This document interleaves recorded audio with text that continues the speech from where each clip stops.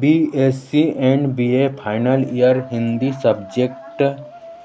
प्रश्न 5, संस्कृति और परंपराओं में क्या भेद है? उत्तर, जब जन्म के समय हर शिशु मात्र एक पशु स्वरूप होता है, संस्कृति उसे संस्कार देती है और यह पशु स्वरूप से परिष्कृत होकर सामाजिक प्राणी बन जाता है।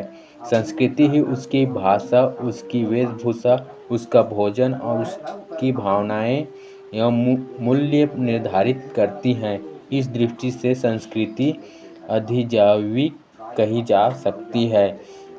सच यह सच है कि मानव ही संस्कृति का सृष्टा है, पर इसकी यह सृष्टि इससे हटकर अपना एक स्वतंत्र अस्तित्व बना लेती है।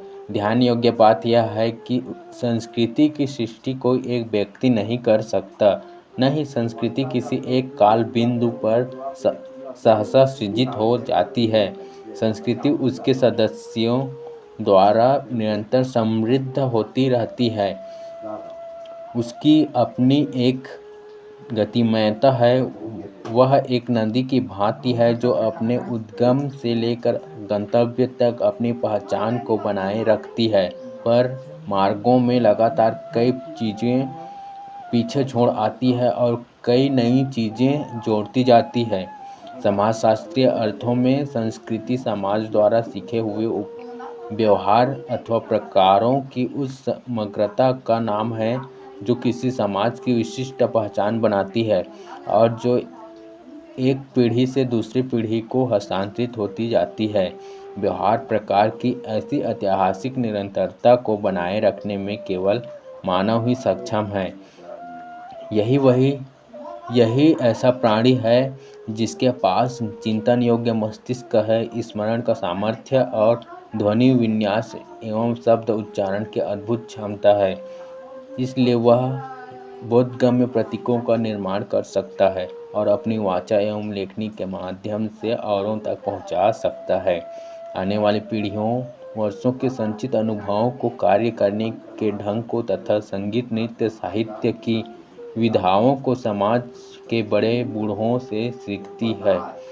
लिखित समाजों में यह धरोहर पुस्तकों और दस्तावेजों में संचित होती है और पीढ़ी दर पीढ़ी हस्तांतरित होती रहती है।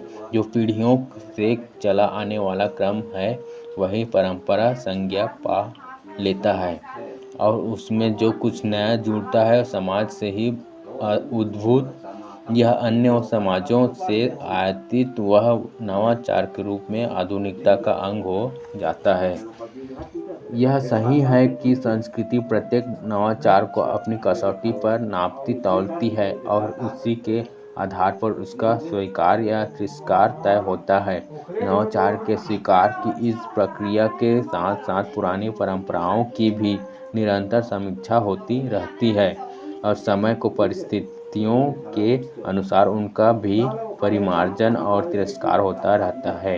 इस प्रकार किसी भी समय बिंदु पर कोई भी संस्कृति, परंपरा और आधुनिकता का युक्ति युक्त सम्मिश्रण होती है।